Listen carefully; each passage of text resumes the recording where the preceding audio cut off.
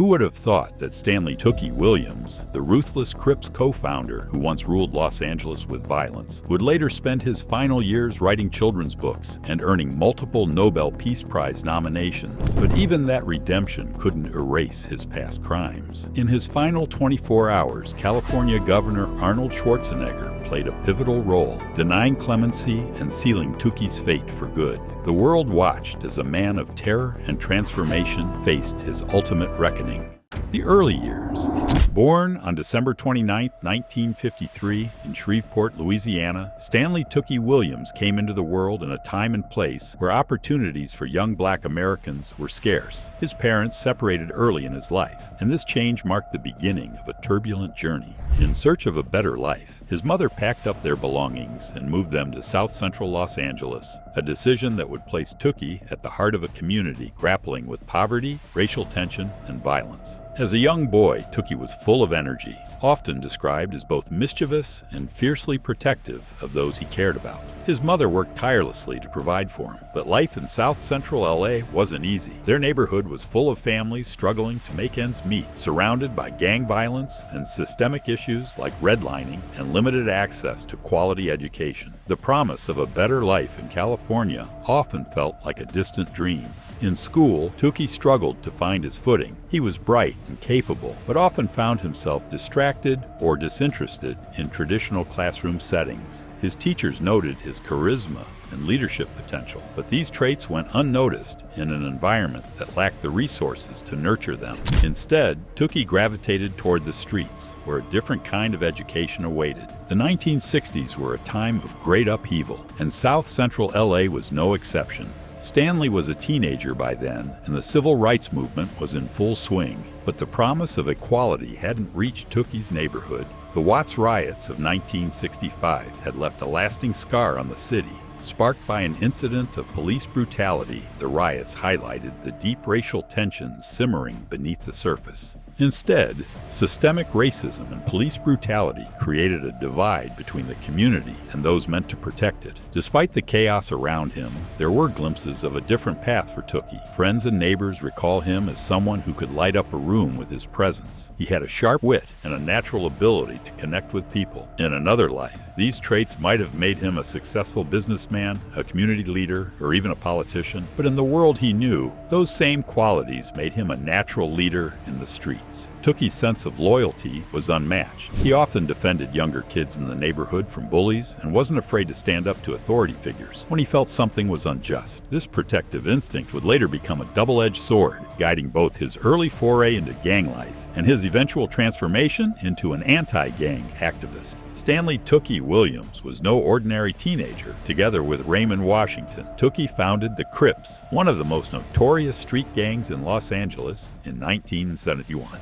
What began as a group aimed at neighborhood protection soon spiraled into a cycle of violence, power struggles, and ruthless crime. The Crips quickly grew beyond their original purpose. Their reputation for ruthlessness made them a force to be reckoned with. Within a few years, the gang expanded across Los Angeles, gaining members and igniting violent turf wars with other gangs, most notably the Bloods. Tookie's leadership was instrumental in the Crips' rise. His imposing physical presence, charisma, and readiness to use violence earned him both fear and respect. By the mid-1970s, the Crips were no longer just a local gang. They had become a citywide phenomenon, deeply intertwined with the drug trade and criminal enterprises. Rival gangs responded in kind, leading to escalating violence. The once loosely organized fights between neighborhood groups turned into deadly battles. Guns replaced fists, and the body count began to rise. For Tookie, survival meant staying one step ahead, and he did so with a brutal efficiency that cemented his place as one of the most feared gang leaders in Los Angeles. By the late 1970s, the violence had reached a boiling point, and Tookie's name became synonymous with danger. In 1979, two separate crimes would forever alter the course of his life. The crimes. On the night of February 28, 1979, Albert Owens, a 26-year-old clerk at a 7-Eleven convenience store in Whittier, California, was nearing the end of a routine shift. He likely expected nothing more than a quiet evening of restocking shelves and ringing up customers. Instead, the night ended in a tragic act of violence that shocked the community. According to prosecutors, Stanley Tookie Williams, along with 3 accomplices, entered the store with the intent to rob it, complied fully with their demands. He handed over the money from the register and made no attempt to resist. Despite his cooperation, prosecutors alleged that Tookie decided to make an example of him. They claimed Tookie forced Owens to lie face down on the floor, taking a shotgun and firing a fatal shot into the back of his head. Witnesses later testified that Tookie mocked the sounds Owens made as he died, turning a cold-blooded murder into an act of cruelty. The motive for Owens' killing seemed bafflingly senseless. Some suggested it was to eliminate a witness, ensuring no one could identify them later. Others speculated that it was a calculated act of intimidation, designed to reinforce Tookie's reputation for ruthlessness. Whatever the reason, the murder left a young man dead, his family grieving, and a community reeling. Just 12 days later, on March 11, 1979, another crime shook Los Angeles to its core. This time, the victims were a family of 3 who ran a small, modest motel. Sai-Shai Yang, his wife Yen-Yi Yang, and their 43-year-old daughter Yi-Chen Lin were working late at their business when terror struck. Prosecutors alleged that Tookie, armed and accompanied by accomplices, targeted the motel for a robbery. The Yang family, much like Owens, complied with the intruder's demands, offering no resistance. Yet this act of obedience did not spare their lives. One by one, Tookie allegedly shot each family member at close range with a shotgun, leaving behind a scene of unimaginable horror. The details of the murders were disturbing. The brutality went beyond the need to rob. It felt calculated, almost personal. Sai-Shai, Yen-Yi, and Yi-Chen were described as kind, hard-working immigrants pursuing the American dream. Their deaths devastated not only their family, but the wider immigrant community in Los Angeles. The paltry amount stolen was a mere $100, which only amplified the senselessness of the crime. Investigators and prosecutors speculated that the motive for the murders extended beyond financial gain. Some believed it was a statement of power, a way for Tookie to demonstrate his authority and instill fear, both in his rivals and within his own gang. This crime cemented the Crips' reputation as a violent, unstoppable force in Los Angeles. The back-to-back murders sent shockwaves through the city. Residents of Whittier and the surrounding areas were gripped by fear, feeling that even their quiet neighborhoods were no longer safe. The brutal nature of the killings, combined with the apparent randomness of the victims, left people questioning what kind of person could commit such atrocities. The media coverage only fueled the panic, with headlines branding Tookie and the Crips as symbols of unchecked violence. The Los Angeles Police Department had already been tracking Tookie for some time. However, it wasn't until the brutal murder in 1979 that the hunt for him became a top priority. Witness testimonies and forensic evidence tied these crimes to Tookie. Law enforcement saw his arrest as a significant blow to the Crips and a step toward addressing the escalating violence in Los Angeles. When officers finally moved in, it wasn't a quiet affair. Tookie, known for his physical strength and defiance, reportedly didn't make it easy for the Los Angeles Police Department. His arrest made the headlines that signaled the fall of a feared figure in gang circles. To the public, it felt like justice for the victims. To others, especially within his community, it raised questions about whether he was being targeted for his reputation rather than solid evidence. The trial.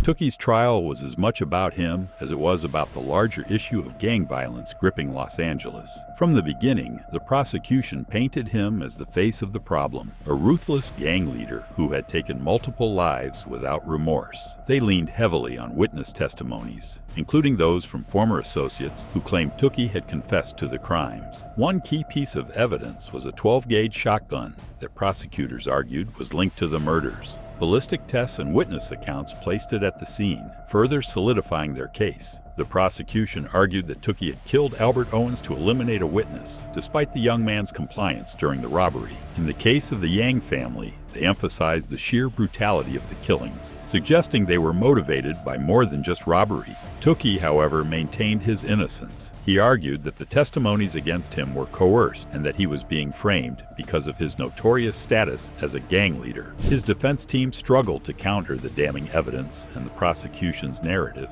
The media frenzy surrounding the trial didn't help, often portraying Tookie as the embodiment of gang violence. Public opinion was largely swayed against him, making a fair trial even more challenging. After weeks of testimony and deliberation, the jury returned its verdict: guilty on 4 counts of first-degree murder.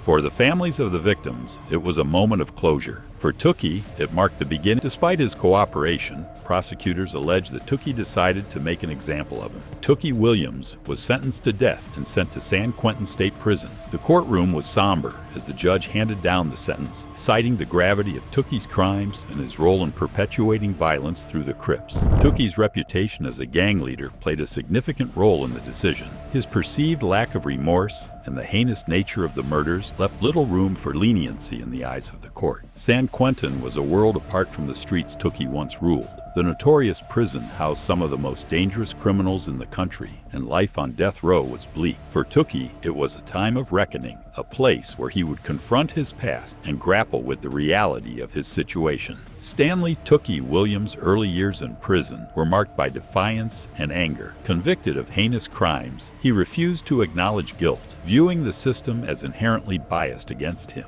But as time passed, the isolation of death row forced him to reflect. The man who once commanded fear on the streets began to look inward, sparking a remarkable transformation. While incarcerated, Tookie channeled his energy into writing, using his experiences to deter others from following his path. His children's books, such as Tookie Speaks Out Against Gang Violence, were straightforward and heartfelt, targeting at-risk youth. Through them, he shared the harsh realities of gang life, hoping to steer kids away from the choices that had led to his downfall. Among his most impactful works was his memoir, Blue Rage, Black Redemption. This deeply personal account chronicled his journey from a troubled childhood and rise as a gang leader to his eventual reckoning on death row. The book was raw and unflinching, offering readers a window into the mind of a man grappling with the damage he had caused. It became a beacon of hope for those seeking proof that change was possible, even in the darkest circumstances. Tookie's transformation didn't stop with his writing. He became a vocal advocate for peace, working to broker truces between rival gangs. His unique credibility as a former gang leader gave his message a weight that few could replicate. Schools, community centers, and anti-gang programs across the globe used his writings to educate and inspire. The impact of his work garnered international recognition. Tookie was nominated multiple times for the Nobel Peace Prize and the Nobel Prize in Literature. These accolades brought attention to his efforts, sparking debates about redemption and justice. Supporters hailed him as living proof that even the most hardened individuals could change. To them, Tookie represented the possibility of a better future for at-risk youth. Despite his advocacy and the positive impact of his work, Tookie's legal team faced an uphill battle to overturn his conviction. They pointed to inconsistencies in the original trial, including alleged witness coercion and gaps in the evidence. Appeals were filed and reviewed, but each was denied, leaving his death sentence unchanged. Activists, religious leaders, and celebrities rallied to his cause, urging clemency as his execution date loomed. Figures like Jamie Foxx, Snoop Dogg, and Danny Glover argued that Tookie's transformation made him invaluable. They pointed out that his writings and outreach had saved countless lives, and his death would rob society of a powerful voice for change.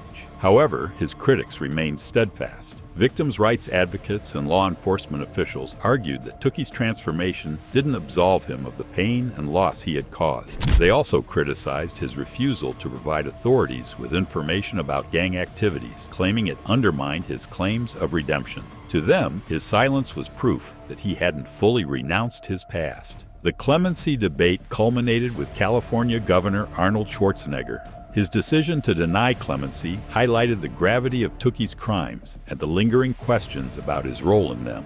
Schwarzenegger acknowledged Tookie's advocacy, but argued it couldn't erase the harm he had inflicted. The decision polarized public opinion, drawing both outrage and relief. For some, the denial of clemency was justice served, a necessary conclusion to a life marred by violence. For others, it was a missed opportunity to recognize the power of redemption and the potential for rehabilitation, even for those who had committed grievous acts. The last 24 hours. The journey of Stanley Tookie Williams from co-founder of the Crips to a Nobel Peace Prize nominee culminated in his final hours at San Quentin State Prison. On December 13, 2005, the world watched as the clock ticked toward midnight, marking the end of a life that had been a mix of violence, redemption, and controversy. By 6 p.m., the prison's routine gave way to somber final preparations. Williams was strip-searched, provided with a fresh set of clothes, and escorted to a designated death cell. This 45-square-foot room, just steps away from the execution chamber, became his final holding place under the constant surveillance of a sergeant and 2 officers. Inside the cell, Williams occupied himself by reading letters from supporters worldwide.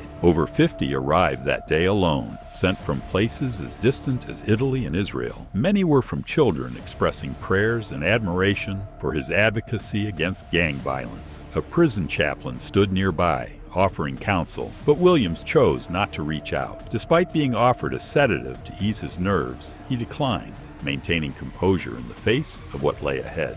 Outside the prison, the atmosphere was anything but calm. A crowd of about 2,000 protesters gathered, carrying signs, chanting, and pleading for a last-minute reprieve.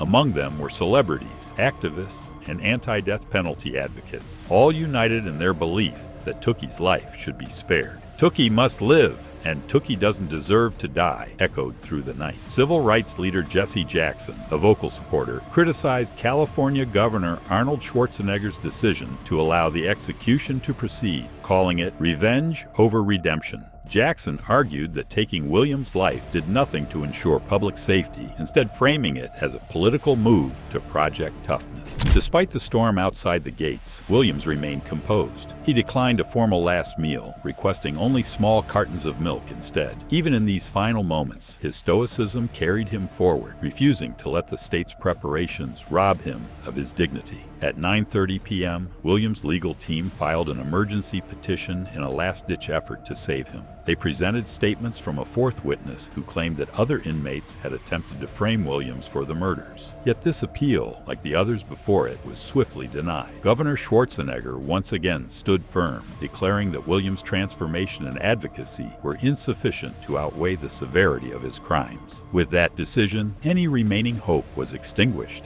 As midnight approached, the time came for Williams to face his fate. He was escorted into the execution chamber, a cold, semi-octagonal room bathed in sterile light. At its center was a padded gurney where his life would end. Despite the gravity of the moment, Williams walked in with an air of quiet strength, his head held high. He calmly laid down on the gurney, where guards began the process of securing him with thick straps. A nurse stepped forward to insert the IV lines necessary for the lethal injection, but complications arose. Finding a vein in his left arm proved difficult, causing the process to take nearly 20 minutes. At one point, Williams, visibly restless, asked the staff, "You doing that right?" His words were a mix of concern and quiet frustration as the preparation continued. As the nurse struggled, Williams turned his gaze toward his loved one seated among the witnesses. Though his words were inaudible, he mouthed something to them, a silent farewell that carried the weight of the moment. At 12:21 a.m., the execution began. The first drug administered was 5 grams of sodium pentothal, a powerful sedative designed to render him unconscious. Within moments, Williams' body relaxed, his breathing slowing as the drug took effect. This was followed by pancuronium bromide, which paralyzed his muscles and halted his ability to breathe. Finally, potassium chloride was injected to stop his heart. Witnesses in the room watched in silence as Williams' body lay still. Among them were journalists, state officials, and 5 personal witnesses Williams had selected. The somber atmosphere was punctuated by sobs from his supporters. Barbara Bicknell, a close ally and advocate, cried out, declaring, "The state of California just killed an innocent man." Her anguish reflected the deep divisions surrounding Williams' case. At 12:35 a.m., the warden officially pronounced Stanley Tookie Williams dead. The room remained silent as the announcement echoed, marking the end of a life that had sparked both fear and hope.